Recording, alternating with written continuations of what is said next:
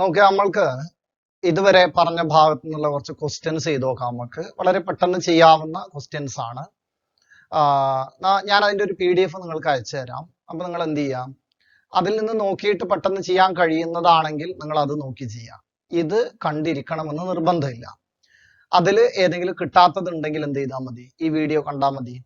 അപ്പോൾ ഓരോ ക്വസ്റ്റ്യൻസ് ഞാനിവിടെ ചെയ്തു പോകുന്നതിനോടൊപ്പം ചെയ്തു പോകുന്നവർക്ക് അങ്ങനെ പോവുകയും ചെയ്യാം. പെട്ടെന്ന് ചെയ്യാം. വളരെ സിമ്പിൾ ആയിട്ടുള്ള ചോദ്യങ്ങളാണ്. ആദ്യത്തെ ഭാഗത്തു നിന്നാണ്. നോക്കൂ, size of the nucleus is of the order of. എത്രയാണ് ന്യൂക്ലിയസിന്റെ, ആറ്റത്തിൻ്റെതല്ല, ന്യൂക്ലിയസിന്റെ എത്രയാ വരുന്നത്? നോക്കാം നമുക്ക് ഓപ്ഷൻസ് ഒന്ന് നോക്കിയാ. 10⁻⁻12 മീറ്റർ അല്ല, 10⁻⁻8 മീറ്റർ അതുമല്ല, 10⁻⁻15 മീറ്റർ. ഫെർമി ഓർഡറിലാണ് ന്യൂക്ലിയസിന്റെ റേഡിയസ് വരുന്നത് അല്ലേ? ആണ്. 10⁻10 മീറ്ററോ, അത് ആറ്റത്തിന്റെ സൈസ് ആണ് അല്ലെങ്കിൽ റേഡിയസ് ആണ് വരുന്നത് അല്ലേ? അപ്പോൾ 10⁻15 മീറ്റർ ആണ് ഈ ക്വസ്റ്റ്യന്റെ ആൻസർ ആയിട്ട് വരുന്നത്. അപ്പൊ നമുക്ക് അടുത്ത ക്വസ്റ്റ്യൻ നോക്കാം. സിമ്പിൾ ക്വസ്റ്റ്യൻസ് ആയതുകൊണ്ടാണ് നമ്മൾ പെട്ടെന്ന് ഈ ക്വസ്റ്റ്യൻസ് കാണുമ്പോൾ ഒരുപാട് ചോദ്യങ്ങൾ ഒരുപാട് കാര്യങ്ങൾ നമ്മുടെ മനസ്സിൽ നിന്ന് പോയിക്കോളും. രണ്ടാമത്തെ ക്വസ്റ്റ്യൻ നോക്കിയാൽ, the nucleus of the atom consist of. ന്യൂക്ലിയസിനകത്ത് ആരൊക്കെയാണ് ഉള്ളത് എന്നുള്ളതാണ് ക്വസ്റ്റ്യൻ. നോക്കാം. പ്രോട്ടോൺ ആൻഡ് ന്യൂട്രോൺ ആണോ? ആണ് അല്ലേ? പ്രോട്ടോണും ന്യൂട്രോണും ആണ് ന്യൂക്ലിയസിനകത്തുള്ളത്. പ്രോട്ടോൺ ആൻഡ് ഇലക്ട്രോൺ അല്ല, ഇലക്ട്രോൺ പുറത്താ. ന്യൂട്രോൺ ആൻഡ് ഇലക്ട്രോൺ ഇല്ല, ഇലക്ട്രോൺ പുറത്താ. പ്രോട്ടോൺ, ന്യൂട്രോൺ ആൻഡ് ഇലക്ട്രോൺ അങ്ങനെ മൂന്നുമില്ല. പ്രോട്ടോണും ന്യൂട്രോണേ ഉള്ളൂ, ഇലക്ട്രോൺ പുറത്താണ് അല്ലെ? അതിൽ ഏതാ ഓപ്ഷൻ വരുന്നത്? ഓപ്ഷൻ എ ആണ്. നോക്കൂ നിങ്ങൾ, അടുത്ത ക്വസ്റ്റ്യൻ വളരെ സിമ്പിൾ ആയിട്ടുള്ള എന്നാൽ നമ്മളെ കാര്യങ്ങൾ മനസ്സിൽ നിൽക്കാൻ പാകത്തിലുള്ള ക്വസ്റ്റ്യൻസ് ആണ് കേട്ടോ. Positive ions are formed from the neutral atom by the. നമ്മൾ ആറ്റം ഇലക്ട്രിക്കലി ന്യൂട്രൽ ആണ്, അത് നമുക്കറിയാം. അത് ചാർജ്ഡ് ആവാം, നെഗറ്റീവ് ആവാം, പോസിറ്റീവ് ആവാം. അപ്പൊ അവിടുത്തെ ഒരു കാര്യം മനസ്സിലാക്കേണ്ടത് ഇതാണ്, ഇലക്ട്രോണിന്റെ ചാർജ് എന്താ? നെഗറ്റീവ് ആണ്. നമുക്ക് ഒരു ആറ്റത്തിൽ നിന്ന് റിമൂവ് ചെയ്യാവുന്നത് അല്ലെങ്കിൽ ആഡ് ചെയ്യാവുന്നത് ഇലക്ട്രോൺസിനെയാണ്. മനസ്സിലായോ? ആ ഒരു കാര്യം ആലോചിക്കുക. അപ്പൊ പോസിറ്റീവ് ആവണമെങ്കിൽ ഇലക്ട്രോൺ അതിൽ നിന്ന് പോകണം, നെഗറ്റീവ് ആവണമെങ്കിൽ ഇലക്ട്രോൺ അതിലേക്ക് അധികം വരണം. അപ്പോ ട്രാൻസ്ഫർ നടക്കുന്നത് ഇലക്ട്രോണിന്റെ മാത്രമാണ്, അല്ലാതെ പ്രോട്ടോണിനെ നമുക്ക് ട്രാൻസ്ഫർ ചെയ്യാൻ കഴിയില്ല. ആ ഒരു കാര്യം മനസ്സിൽ വെക്കണം, വളരെ ഇമ്പോർട്ടന്റ് ആണ്. ചാർജ്ഡ് ബോഡി ആവുക എന്ന് പറഞ്ഞാൽ ഇലക്ട്രോണിന്റെ ട്രാൻസ്ഫർ മാത്രമേ നടക്കുകയുള്ളൂ. ഇലക്ട്രോൺ പോയാൽ പോസിറ്റീവ് ചാർജ് ആയി, ഇലക്ട്രോൺ അധികം വന്നാൽ നെഗറ്റീവ് ചാർജ് ആയി. അപ്പൊ പോസിറ്റീവ് അയോൺസ് എങ്ങനെയാ ഫോം ചെയ്തത് എന്നുള്ളതാണ്. Increase of the nuclear charge ഇല്ല, ന്യൂക്ലിയസിന്റെ ചാർജ് കൂടുക എന്ന് പറഞ്ഞാൽ ന്യൂക്ലിയസിനകത്ത് ചാർജ് ആരാ? പ്രോട്ടോൺ ആണ്, അത് കൂടാൻ പറ്റില്ല. ഗെയിൻ ഓഫ് പ്രോട്ടോൺസ്, പ്രോട്ടോൺ കിട്ടുക കഴിയില്ല. ലോസ് ഓഫ് ഇലക്ട്രോൺസ് അത് പറ്റും. ഇലക്ട്രോൺ ലോസ് ചെയ്താൽ പോസിറ്റീവ് അയോൺസ് ആണ് വരിക അല്ലെ? നോക്കൂ, ലോസ് ഓഫ് പ്രോട്ടോൺസ് അത് പറ്റില്ല. അപ്പൊ ഇലക്ട്രോണിന്റെ ട്രാൻസ്ഫർ മാത്രമേ നടക്കൂ എന്നുള്ള കാര്യം ഓർത്തു വെക്കുക കേട്ടോ. അങ്ങനെയാണ് അതിന് ചാർജുകൾ ലഭിക്കുന്നത്. ഇലക്ട്രോൺ ലോസ് ചെയ്യാം അല്ലെങ്കിൽ ഗെയിൻ ചെയ്യാം. അടുത്ത് നോക്കാം. നോക്കൂ, ഇതാണ് ദ ഇലക്ട്രോൺ ഈസ്. ആരാണ് ഇലക്ട്രോൺ എന്ന്? ആൽഫ റേ പാർട്ടിക്കിൾ, അതിന് പോസിറ്റീവ് ചാർജാ. ബീറ്റ റേ പാർട്ടിക്കിൾ അത് ശരിയാ, അതിന് നെഗറ്റീവ് ചാർജ് ഉണ്ട് അല്ലെ? ഹൈഡ്രജൻ അയോൺ, ഹൈഡ്രജൻ അയോൺ എന്ന് പറഞ്ഞാൽ H+ ആണ്. H+ എന്ന് പറഞ്ഞാൽ ഒരു പ്ലസ്, ഒരു ഇലക്ട്രോൺ പോയി എന്ന് പറഞ്ഞാൽ അത് പ്രോട്ടോൺ ആയിരിക്കും അതിനകത്ത് പിന്നെ ഉണ്ടാവുന്നത്. അപ്പൊ അതല്ല. അടുത്തത് പോസിട്രോൺ. ആരാണ് ഈ പോസിട്രോൺ? അതൊരു സബാറ്റമിക് പാർട്ടിക്കിൾ ആണ്. അത് ഇലക്ട്രോണിന്റെ ആന്റി പാർട്ടിക്കിൾ ആണ്. ഇലക്ട്രോണിന്റെ അതേ മാസ് പക്ഷെ പോസിറ്റീവ് ചാർജ് ഉള്ള മറ്റൊരു സബാറ്റമിക് പാർട്ടിക്കിൾ ആണ് ആര്? പോസിട്രോൺ. അത് നമ്മള് ചില ഭാഗത്ത് മാത്രമേ പഠിക്കുന്നുള്ളൂ. നമ്മൾ ഇലക്ട്രോൺ, പ്രോട്ടോൺ, ന്യൂട്രോണിലാണ് മിക്ക കളികളും നടക്കുന്നുണ്ടാവുക. അപ്പൊ ബീറ്റ റേ പാർട്ടിക്കിളിലാണ് ആര് ഉൾക്കൊള്ളുന്നത്? ഇലക്ട്രോൺ ഉൾക്കൊള്ളുന്നത് അല്ലെ? Beta ray particle constitute electrons ആണ്. നോക്കും, ഹു ഡിസ്കവേർഡ് ന്യൂട്രോൺ? ന്യൂട്രോണ് കണ്ടെത്തിയതാരാ? ജെയിംസ് ചാഡ്വിക് ആണ്. നമുക്കറിയാം അല്ലെ? വില്യം ക്രൂക്സ് അല്ല, ജെ തോംസൺ അല്ല, റുദർഫോർഡ് അല്ല. ആൻസർ വരുന്നത് ജെയിംസ് ചാഡ്വിക് ആണ്. ആറാമത്തെ ക്വസ്റ്റ്യൻ നോക്കാം നമുക്ക്. The ratio of charge and mass would be greater four.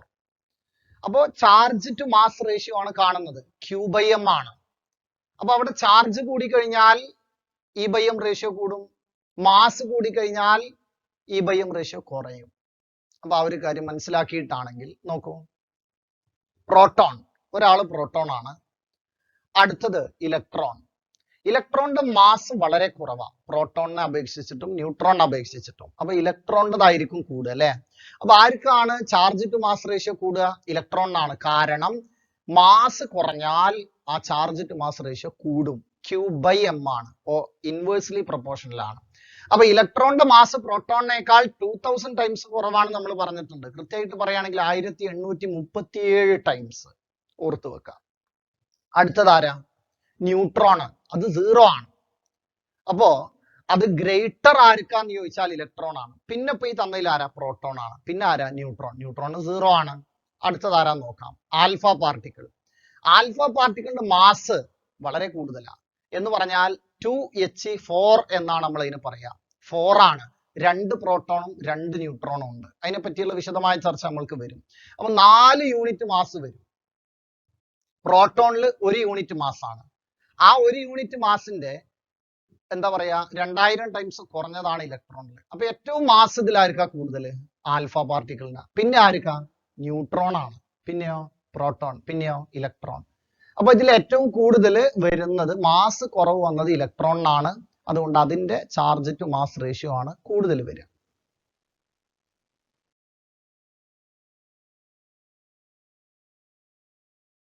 Density of neutrons is of the order. Density ഏത് ലെവലിലാണ് വരുന്നത് എന്നാണ് അറിയേണ്ടത്. നോക്കിയാ 10⁻³ kg/cc. cc എന്ന് പറഞ്ഞാൽ സെന്റിമീറ്റർ ക്യൂബ് ആണ്. 10⁻6 kg/cc ഉണ്ട്. 10⁻9 kg/cc ഉണ്ട്. 10⁻11 kg/cc ഉണ്ട് അല്ലെ. അതില് ഈ cc എന്ന് പറഞ്ഞാൽ സെന്റിമീറ്റർ ക്യൂബ് ആണ്. ആ സെന്റിമീറ്റർ ക്യൂബിനെ ഞാൻ 10⁻⁻6 എന്ന് എഴുതാം. 10⁻⁻2 ഹോൾ ക്യൂബ് എന്ന് പറഞ്ഞാൽ 10⁻⁻6 മീറ്റർ ക്യൂബ് എന്ന് എഴുതാം. എവിടെ? താഴെ. താഴെ 10⁻⁻6 ആണെങ്കിൽ അത് മുകളിൽ വരുമ്പോൾ +6 ആവും. ആ +6ഉം 11ഉം കൂടെ കൂടിയാൽ 17 ആയി. 10⁻17 kg/m³ ഓർഡറിലാണ് ഇത് വരുന്നത്. അപ്പൊ നോക്കിയാ അവിടെ ആ cc-നെ മാറ്റിയത് നിങ്ങളൊന്ന് ശ്രദ്ധിക്കുക. നമ്മൾ സാധാരണ പഠിക്കുന്നത് kg/m³ലാണ്. ക്വസ്റ്റ്യൻ വന്നത് സെന്റിമീറ്റർ ക്യൂബിലാണ്. അപ്പൊ ഈ ഒരു കൺവേർഷൻ അറിഞ്ഞിരിക്കണം. താഴെയുള്ള സെന്റിമീറ്റർ ക്യൂബില് സെന്റിയെ 10⁻⁻2 അതിന്റെ ക്യൂബ് എടുക്കുമ്പോൾ 10⁻⁻6, മുകളിൽ വരുമ്പോൾ 10⁻11ഉം 6ഉം കൂടെ കൂടിയിട്ട് 17 ഓർഡറിലാണ് വരിക. അപ്പൊ 10⁻11 kg/cm³. അടുത്ത ക്വസ്റ്റ്യൻ. ഓരോ കാര്യങ്ങളും ഇങ്ങനെ മനസ്സിലാക്കി വെക്കുക കേട്ടോ. The discovery of neutron becomes very late because അതിന് ചാർജ് ഇല്ല. അപ്പൊ ഇലക്ട്രിക് ഫീൽഡിലും മാഗ്നറ്റിക് ഫീൽഡിലും അതിന് ഡിഫ്ലക്ഷൻ കാണിക്കില്ല. അതാണ് പ്രശ്നം അല്ലെ. Neutrons are chargeless. ഇതായിരുന്നു അതിന്റെ കാരണം വന്നത്.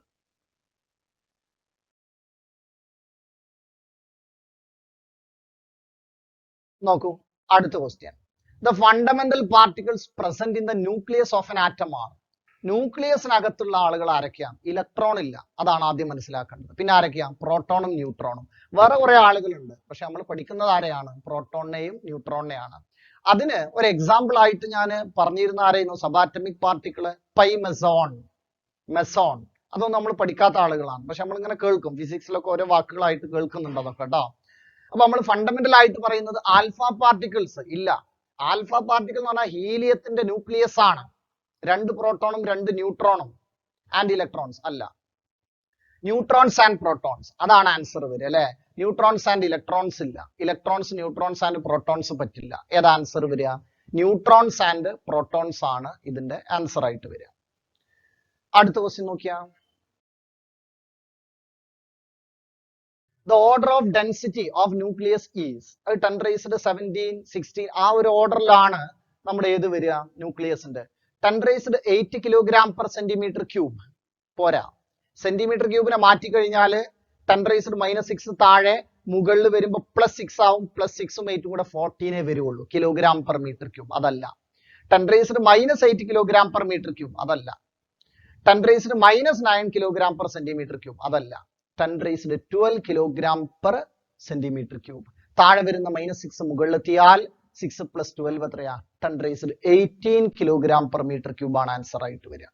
അപ്പൊ ഓർത്ത് വെക്കുക, 10⁻18 കിലോഗ്രാം പെർ മീറ്റർ ക്യൂബ് എന്ന് പറഞ്ഞാലേ വേറൊരു രസം ഉണ്ടാവില്ല. അതെന്താണെന്നറിയോ? 1 കഴിഞ്ഞാൽ പിന്നെ കുറെ സീറോകളാണ്, 18 സീറോ. ഹൈലി ഡെൻസ് ആണ്. ഇപ്പൊ നിങ്ങള് അയേൺ ഒക്കെ കണ്ടിട്ടില്ലേ? അതൊക്കെ നല്ല ഡെൻസിറ്റി ഉള്ള ആളാണ് അല്ലെ? പക്ഷെ അതിന്റെ ഒക്കെ 6000 7000 ഒക്കെ അതിന്റെ ഡെൻസിറ്റി വരുന്നത്. അപ്പൊ ഹൈലി ഡെൻസ് ആയിട്ടുള്ള ആളാണ് ആര്? ന്യൂക്ലിയസ് എന്ന് പറയുന്ന ആള്.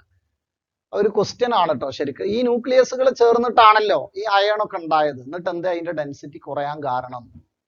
Most of the space in an atom is empty. Nucleus ആണ് ആദ്യം പറഞ്ഞത് ഡെൻസിറ്റി. പക്ഷെ ന്യൂക്ലിയസ് കുറഞ്ഞ ഭാഗത്തേ ഉള്ളൂ. നമ്മൾ ആ ആറ്റം ടോട്ടലി ചേർന്നിട്ടാണ് ആരുണ്ടായത്? അയേൺ ഉണ്ടായത്. അപ്പൊ അതിൽ കുറെ സ്പേസ് വന്നതുകൊണ്ടാണ് ആ പ്രശ്നം വന്നത്. ലോകത്തിലെ ഏറ്റവും ഡെൻസ് ആയിട്ടുള്ള സാധനം ആരാന്നറിയോ? ന്യൂക്ലിയസ് ആണ്. ഹൈലി ഡെൻസ് ആണ് ആള് കേട്ടോ. കാഥോഡ് റേസ് ആരാണ് കാഥോഡ് റേസ് എന്നാണ് ക്വസ്റ്റ്യൻ. പ്രോട്ടോൺസ് അല്ല. ഇലക്ട്രോൺസ് ആണോ? നോക്കാം. ന്യൂട്രോൺസ് ആണോ? അല്ല. ആൽഫ പാർട്ടിക്കിൾസ് ആണോ? അല്ല. ഏതാ ആൻസർ? ഇലക്ട്രോൺസ് ആണ്. അപ്പൊ നോക്കി, ഞങ്ങൾ ഈ ക്വസ്റ്റ്യൻ എങ്ങനെ ചെയ്യുമ്പോൾ നമ്മൾ ഓരോരുത്തരും എങ്ങനെ പരിചയപ്പെടും. വീണ്ടും പറയാ, ആരാ ആൽഫ പാർട്ടിക്കിള്? Helium nucleus. ഓർത്ത് വെക്കണം കേട്ടോ. നോക്കിയാ, number of neutron in carbon 12 is. ഇത് നമ്മൾ ആറ്റമിക് നമ്പർ, മാസ് നമ്പർ ഇതൊക്കെ പഠിച്ചു കഴിഞ്ഞാൽ അപ്പൊ C6C12 ആണ്. 6C12. അപ്പൊ അവിടെ മാസ് നമ്പർ 12 ആണ്, ആറ്റമിക് നമ്പർ 6 ആണ് അല്ലെ? ആണ്. അപ്പൊ ഈ ഒരു ഭാഗം നിങ്ങൾക്ക് എടുത്തിട്ടില്ലെങ്കിൽ അപ്പൊ നിങ്ങൾ അത് എടുത്തതിന് ശേഷം കണ്ടാൽ മതി ഈ ക്വസ്റ്റ്യൻ. അപ്പൊ 6 ആണ് ആറ്റമിക് നമ്പർ, 12 ആണ് മാസ് നമ്പർ. ആ ആറ്റമിക് നമ്പർ 6 ആണെങ്കിൽ അതിൽ 6 പ്രോട്ടോൺസ് ഉണ്ടെന്ന് അർത്ഥം. 12 ആണ് മാസ് നമ്പർ എങ്കിൽ 12 മൈനസ് 6 ചെയ്താൽ, mass number minus atomic number ചെയ്താൽ നമ്പർ ഓഫ് ന്യൂട്രോൺസ് കിട്ടും. 12 മൈനസ് 6 ചെയ്താൽ എത്രയാ? 6. 6 ന്യൂട്രോൺ ആണ് വരുന്നത്. 6 ന്യൂട്രോൺ ആണ് ആൻസർ അല്ലെ? ഓപ്ഷൻ എ വരും അല്ലെ? നോക്കാം.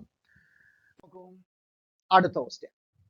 Heaviest particle is. മാസ് കൂടുതലായിരിക്കാം. മെസോൺ സബാറ്റമിക് പാർട്ടിക്കിളാ, കുറവാ. ന്യൂട്രോൺ കൂടുതലാണ്. ആരൊക്കെയോ കൂടുതലാണ് അല്ലെ? പ്രോട്ടോണേക്കാൾ കൂടുതലാണ് ന്യൂട്രോൺ. ഇലക്ട്രോൺ. അപ്പൊ ഇതിൽ ഏറ്റവും കൂടുതൽ ആയിരിക്കാം? ന്യൂട്രോൺ. പിന്നെ ആരാ? പ്രോട്ടോൺ. പിന്നെ ആരാ? ഇലക്ട്രോൺ. പിന്നെയാണ് മെസോൺ വരുന്നത് കേട്ടോ. അപ്പൊ ന്യൂട്രോണിനാണ് മാസ് കൂടുതൽ. ഓർത്തു വെക്കുക.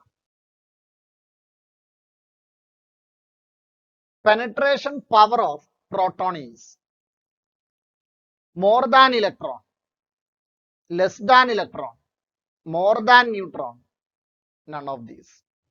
മാസ് കൂടി കഴിഞ്ഞാൽ പെനട്രേഷൻ പവർ കുറയും, ഞാൻ പറഞ്ഞിരുന്നു. ഇലക്ട്രോണിനേക്കാൾ പ്രോട്ടോണിന് മാസ് കൂടുതലാണ്. മാസ് കൂടുമ്പോൾ പെനട്രേഷൻ പവർ കുറയും. അപ്പോ ലെസ് ദാൻ ഇലക്ട്രോൺ ആണ് പെനട്രേഷൻ പവർ വരിക അല്ലെ? ഓപ്ഷൻ ബി ആണ്.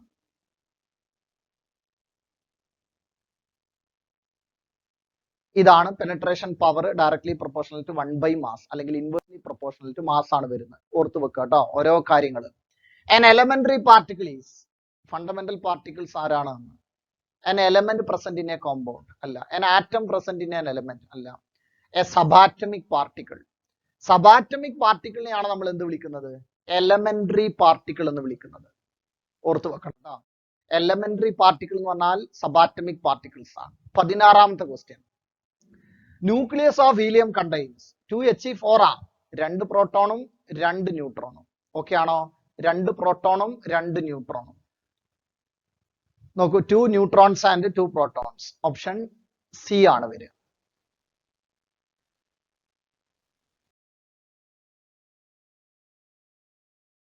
Which is correct statement about proton? Proton is nucleus of deuterium. അല്ല.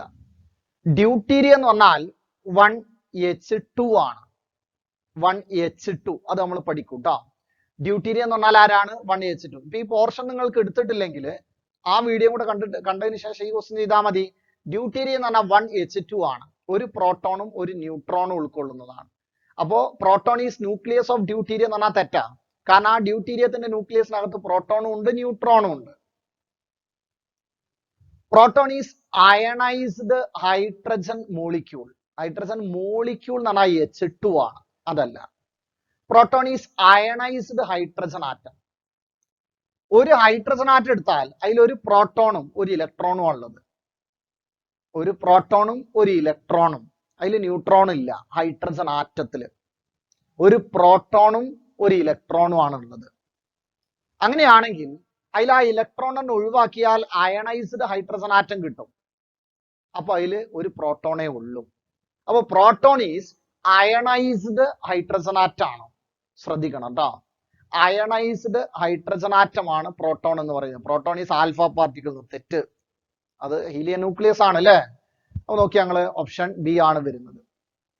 Proton is the nucleus of hydrogen atom. Hydrogen atom devoid of its electron. Electron ഇല്ലാത്ത hydrogen ആറ്റത്തിനെയാണ് നമ്മൾ proton എന്ന് വിളിക്കുന്നത്. Anode rays were discovered by. നോക്കൂ, Goldstein ഉണ്ട്, Stoney ഉണ്ട്, Rutherford ഉണ്ട്, ജെ തോംസൺ. ഗോൾഡ് സ്റ്റെയിൻ ആണ് ആനോഡ് റേസ് കണ്ടുപിടിക്കുന്നത് കേട്ടോ. ഗോൾഡ് സ്റ്റെയിൻ ഓർത്തു വെക്കുക. The radius of an atom is of the order of 10 raised to minus 10 meter. 1 Armstrong ആണ് അല്ലേ. ഇവിടെ നോക്കിയാ ഒക്കെ സെന്റിമീറ്ററിലാ. ഇതിൽ ഏതാ ആൻസർ? ഓപ്ഷൻ എ അല്ല. കാരണം അവിടെ സെന്റി ഉണ്ട്. ആ സെന്റിന് അവിടെ 10 raised to minus 2 എന്ന് കൊടുത്താൽ ടോട്ടൽ 10 raised to minus 12 ആവും. അപ്പൊ ഒരു 10 raised to minus 2 എല്ലാത്തും ആഡ് ചെയ്തിട്ട് ഏതാ ആൻസർ വരുന്നത് നോക്കിയാ 10 raised to minus 8 സെന്റിമീറ്റർ. ആ സെന്റിമീറ്ററിന് 10 raised to minus 2 എന്ന് എഴുതിയാൽ 10 raised to minus 10 എന്നാവും. അപ്പൊ ഓപ്ഷൻ ഏതാ വരിക? ഡി ആണ്. അപ്പൊ ഓരോ ക്വസ്റ്റിനും കൃത്യമായിട്ട് നോക്കണം കേട്ടോ. ഞാൻ നിങ്ങളുടെ ടൈം പോവാതിരിക്കാനാണ്, ചെറിയ ക്വസ്റ്റ്യൻസ് ആയതുകൊണ്ടാണ് ഇങ്ങനെ സ്പീഡിൽ പറഞ്ഞു പോണത്. അറിയാത്തവരുണ്ടെങ്കിൽ ഒന്ന് ബാക്ക് അടിച്ചിട്ട് വീണ്ടും കാണണം. നോക്കൂ, ന്യൂട്രോൺ പൊസസ്. ന്യൂട്രോൺ എന്താ ഉള്ളത്? Positive charge, negative charge, no charge, all are correct. No charge ആണ് അല്ലെ, ചാർജ് ഇല്ല ന്യൂട്രോൺ. അടുത്ത ക്വസ്റ്റ്യൻ നോക്കിയാ, neutron is a fundamental particle carrying a charge of plus 1 unit and a mass of 1 unit. ഇല്ല, charge ഇല്ല. No charge and a mass of 1 unit. ഈ 1 unit എന്ന് പറഞ്ഞാൽ നമുക്ക് ഏകദേശം പ്രോട്ടോണിന്റെയും ന്യൂട്രോണിന്റെയും ഒക്കെ മാസ് ഒന്നാക്കി എടുക്കാം. 1 യൂണിറ്റ്. അങ്ങനെയാണെങ്കിൽ 1 യൂണിറ്റ് മാസ് എന്ന് പറയാം. അപ്പൊ 1 യൂണിറ്റ് മാസ് എന്ന് പറഞ്ഞാൽ ഏകദേശം 1 AMUന്റെ അടുത്താണ് അതാ പറയുന്നത്. അതിൽ ചെറിയ വ്യത്യാസം ഉണ്ട്. പക്ഷെ നമ്മൾ അത് ആ വ്യത്യാസം നമുക്ക് ഐൻസ്റ്റീന്റെ E=mc² ആ വ്യത്യാസം പ്രകടമായി വരുന്നുള്ളൂ. അതുകൊണ്ടാണ് 1 യൂണിറ്റ് മാസാണ് ന്യൂട്രോണിന്, 1 യൂണിറ്റ് മാസാണ് പ്രോട്ടോണിന്, 4 യൂണിറ്റ് മാസാണ് ഹീലിയത്തിന് എന്നൊക്കെ പറയും നമ്മൾ അതിന്റെ മാസുകൾ നോക്കുമ്പോൾ. അപ്പൊ 1 യൂണിറ്റ് മാസാണ് ന്യൂട്രോണിനുള്ളത്, ചാർജ് ഇല്ല. ഓപ്ഷൻ ബി ആണ് വരിക. നോക്കിയാ ഓപ്ഷൻ ബി ആണ് ന്യൂട്രോണിന്റെ ആൻസർ ആയിട്ട് വരുന്നത് കേട്ടോ. കാഥോഡ് റേസ് ഹാവ് ഇലക്ട്രോൺസ് ആണ് അത് അല്ലേ. Mass only. ഇലക്ട്രോൺസിന് മാസ് മാത്രമാണോ? അല്ല. ചാർജ് ഓൺലി ആണോ? അല്ല. നോ മാസ് ആൻഡ് ചാർജ് അല്ല. Mass and charge both. അതല്ലേ ആൻസർ വരിക. കാഥോഡ് റേസ് എന്ന് പറഞ്ഞാൽ ഇലക്ട്രോൺസ് ആണ്. അടുത്ത ദിവസം നോക്കിയാ, the size of the nucleus is measured in fermi. AMU ആണോ? അല്ല. ആംസ്ട്രം ആണോ? അല്ല. ഫെർമി. അതാണ് നമ്മുടെ ആൻസർ വരിക അല്ലെ. Size of the nucleus is measured in fermi. 10 raised to minus 15. Proton was discovered by. നോക്കൂ, ചാഡ്വിക്, തോംസൺ, ഗോൾഡ്സ്റ്റെയിൻ, ബോർ. അപ്പൊ ഗോൾഡ്സ്റ്റെയിൻ ആണ് ആര് കണ്ടുപിടിച്ചത്? പ്രോട്ടോണിനെ കണ്ടുപിടിച്ചത് കേട്ടോ. ആനോഡ് റേസ് നമ്മൾ നേരത്തെ ഗോൾഡ്സ്റ്റെയിൻ ഒന്നുകൂടെ കണ്ടതാണ്. Anode rays, the minimum real charge on any particle which can exist is. അത് ഇലക്ട്രോണിന്റെ ചാർജ് ആണ് നമ്മൾ പറഞ്ഞിരുന്നു. ഞാൻ പിന്നെ പറഞ്ഞു, അതിനുശേഷം പിന്നെയും കണ്ടുപിടുത്തങ്ങൾ നടന്ന് അതിനേക്കാൾ ചെറുത് കണ്ടുപിടിച്ചിട്ടുണ്ട്. പക്ഷെ നമ്മൾ അത് പറയുമ്പോൾ ഇലക്ട്രോണിൻ്റെതാണ് ഇപ്പൊ നമ്മൾ പഠിക്കുക കേട്ടോ. അപ്പൊ ഇലക്ട്രോണിന്റെ ചാർജ് ആണ് ഏറ്റവും ചെറിയ ചാർജ്. പിന്നെ അതിന് മൾട്ടിപ്പിളുകളെ ഉണ്ടാവുള്ളൂ അല്ലെ. എന്താണ് നമുക്ക് വരുന്നത്? 1.6 × 10 raised to minus 19 കൂളംബ് ആണ് ആരുടെ ചാർജ്? ഇലക്ട്രോണിന്റെ ചാർജ്. ഈ നെഗറ്റീവ് ആണ് ചാർജ്, ഇതേ പോസിറ്റീവ് ആണ് ആർക്ക്? പ്രോട്ടോണിന് വരുന്നത് അല്ലെ.